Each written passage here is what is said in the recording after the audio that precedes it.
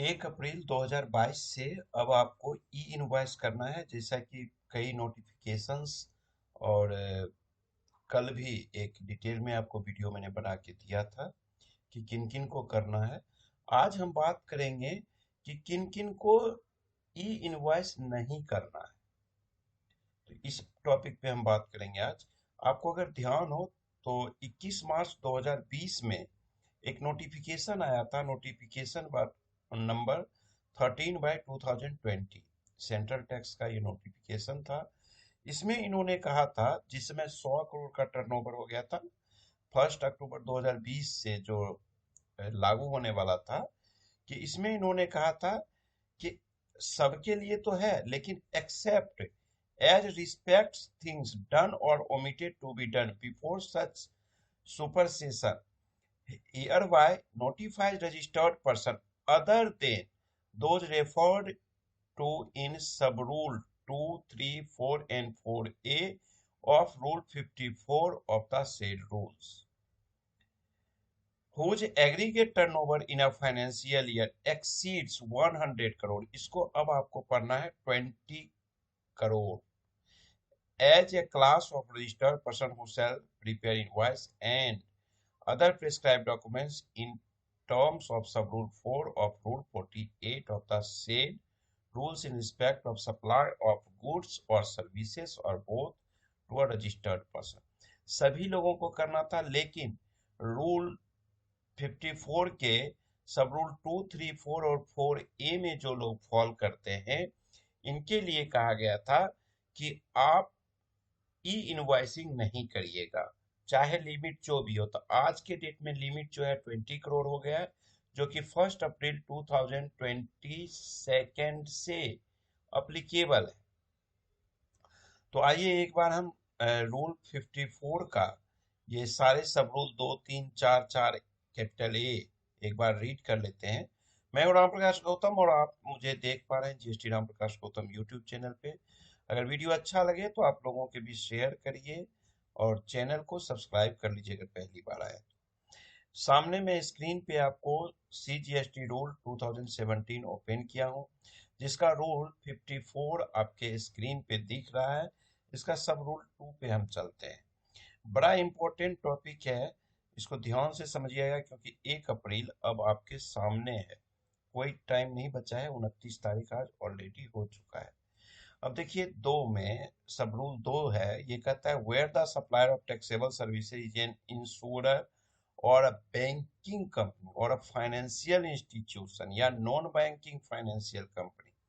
देखिए, आप याद कर लीजिए, कोई भी इंश्योरेंस कंपनी या बैंकिंग कंपनी या फाइनेंशियल इंस्टीट्यूट या एनबीएफसी जो है, नॉन बैंकिंग फाइनेंशियल कंपनी है, ये सारे के सारे ई इनवॉइस इशू नहीं करेंगे, तब भी कोई दिक्कत होने वाली नहीं है। क्लियर है आपको? साथ ही यहाँ पे इन लोगों को ना, आप जैसे देखिएगा, अब मेरे साथ क्या है, इंडिविजुअल अगर मैं अपनी बात करूं, तो जीएसटी में क्या है कि कई जगह बैंकिंग वालों के लिए ना बहुत सारे एग्जेम्पशन दिया हुआ है। हम लोग क्या करते हैं, कॉमन बात कर लेते हैं, कॉमन लॉ लगा देते हैं, कॉमन रूल लगा लेते हैं जीएसटी में, लेकिन बैंकिंग सेक्टर के लिए लगा। मेरे साथ क्या है कि दिल्ली के नेहरू प्लेस में एक बैंक है, नाम कहना सही नहीं रहेगा, उस ब्रांच से मेरा डेली का 36 का आंकड़ा रहता है। डेली लड़ाई होती है, उसके एमडी तक को मिल जाती है। वो मुझे पागल समझता है, मैं उसे पागल समझता हूँ, दोनों में अजीब स्थिति हो रखी है। तो क्या होता है, कुछ भी क्वेरी करो, आज तक वो बैंक एसएससी कोड 4 डिजिट का दे रहा है। You can't believe this. मैं आपको दिखाऊंगा किसी दूसरे वीडियो में उसका एडवाइस, जो क्रेडिट एडवाइस जब भी मैं उस बैंक को मांगता हूं तो उस पे एसएससी कोड 4 डिजिट का आता है। उसके बड़े बड़े मैनेजर कुछ काम के नहीं है, कोई बात ही नहीं करता क्योंकि जानकारी नहीं है। तो आपको ध्यान रखना है कि अगर आपको कभी लगे अब कल से शुरू हो जाएगा 1 तारीख से, यानी 3 दिन के बाद, 2 दिन के बाद, तो बैंक वालों से मत कहिएगा कि ई इनवॉइस दो, वो नहीं दे पाएगा। लॉ ने उसको छूट दे दिया है। उसके बाद पूरे महीने में जो ट्रांजैक्शंस होते हैं ना, उसका वो चाहे तो कंसोलिडेटेड इनवॉइस दे सकता है। लॉ ने इसको कह चुका है कि कोई जरूरी नहीं है हर एक एक ट्रांजैक्शन का बिल दो, आप इकट्ठे दे दो इसको, ठीक है ना। उसके बाद इनको आगे इन्होंने कहा है, अगर जो जीटीए वाले हैं सप्लाई करने वाले गुड्स ट्रांसपोर्ट एजेंसी, वो भी अपना, अगर उनका टर्नओवर 20 करोड़ से ऊपर है तो भी, चाहे देखिए आप अपनी मर्जी है ई इनवॉइस करने की, करना चाहें तो कर सकते हैं, कोई दिक्कत नहीं है। वो अपने बुक को क्लियर रखना चाहते हैं, नीट एंड क्लीन रखना चाहते हैं तो रख सकते हैं, अदरवाइज जरूरत नहीं है। उसके बाद आप देखेंगे 2, 3, 4 और 4 एक आ गया था ना नोटिफिकेशन में, 2, 3, 4 एंड 4A ऑफ रूल 54। तो अब देखिए 4 में क्या कहता है, अगर कोई पैसेंजर ट्रांसपोर्टेशन सर्विस सप्लाई करता है, उनके लिए भी यहाँ पे फ्री कर दिया गया है। वो भी आपके लिए कि जी 20 करोड़ से ऊपर का भी टर्नओवर है तो आप मत काटना ई इनवॉइस।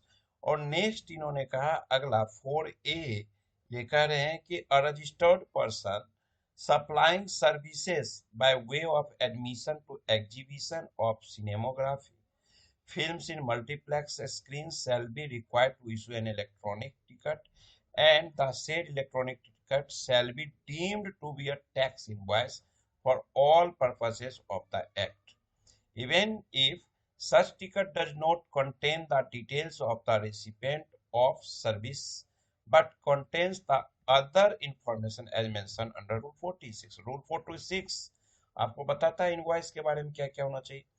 जो सिनेमा हॉल वाले हैं, एग्जीबिशन वाले, वो जो टिकट काट के देंगे ना वही इनवॉइस माना जाएगा, और इन पे भी ई इनवॉइस की एप्लीकेबिलिटी नहीं है कि 20 करोड़ हो गया तो भैया अब ई इनवॉइस करो, इनको नहीं बनाने की है। दूसरी बात इन्होंने इसमें कही दिया कि जो उनका इनवॉइस भी अलग से टैक्स इनवॉइस देने की जरूरत उनको नहीं थी, क्योंकि उनके लिए क्या है, उनके लिए जो टिकट है ना वो रूल 46 के हिसाब से होना चाहिए, और वही आपको माना जाता है इनवॉइस। क्योंकि टिकट में भी जो उनका ऑनलाइन सॉफ्टवेयर होता है ना, तो ऑटोमेटिकली वो सारा चीज टिकट पे भी आप देखते होंगे कि टिकट का कीमत क्या है, उस पे जीएसटी कितना है, सिनेमा के इंटरटेनमेंट टैक्स कितना है, वो सारा उस पे लिखा रहता है। तो वो सारे कुछ जब हो ही गया तो जरूरत क्या है अलग से टिकट में बिल करने का, इनवॉइस करने का। तो इसलिए ये माना जाएगा कि इनको भी 20 करोड़ से ऊपर के टर्नओवर पे ई इनवॉइस करने की जरूरत नहीं है। इवन यहाँ पे अब देखिए टिकट आप कटाने जाते हैं तो वहाँ नाम थोड़े पूछता है, आपका मोबाइल नंबर, नाम, इन सब चीज की जरूरत है। टिकट सीधे पैसा दिए टिकट ले लिए, तो इसलिए वो माना जाता है टिकट ही, चाहे उस पे रेसिपेंट का नाम एड्रेस पता हो या ना हो, ये लॉ में लिख दिया गया है। तो आपका क्लियर हो गया।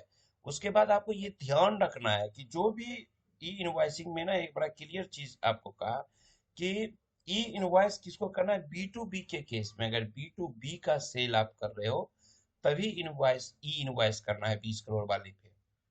बी टू सी में करने की जरूरत नहीं है, आपकी मर्जी है तो कर लो, उसमें कोई दिक्कत नहीं। एक्सपोर्ट जब आप सेल करोगे, एक्सपोर्ट सेल में भी अब मैंडेटरी कर दिया गया है कि आपको ई इनवॉइस ही करना है। तो ये चीजें आपके लिए इम्पोर्टेंट है और आपको करना है। अब यहाँ पे एक चीज और ध्यान रखना है, टैक्स इनवॉइस के साथ ये खेल है, ना कि बिल ऑफ सप्लाई के साथ है। अगर आप दोनों चीज एक ही इनवॉइस में करते हो तब आपको ई इनवॉइस जनरेट करना पड़ेगा, अगर टर्नओवर 20 करोड़ से ऊपर है।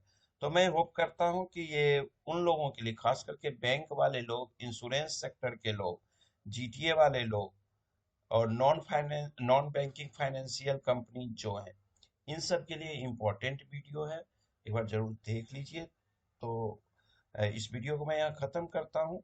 आप मुझे व्हाट्सएप कर सकते हैं अपनी कोई 8448610923 पे, कोई भी एडवाइस आपको देना हो तो वहाँ पे दीजिए। ऑलरेडी मैंने व्हाट्सएप ग्रुप बना रखा है, और एक अभी ना वो टेलीग्राम जो चला है उस पे भी एक ग्रुप बना दिया हूँ, तो वहाँ का लिंक मैं दे दूंगा, वहाँ से भी आप ज्वाइन कर सकते हैं, अपडेट्स ले सकते हैं। तो चलिए खत्म करते हैं video. Thank you, bye bye.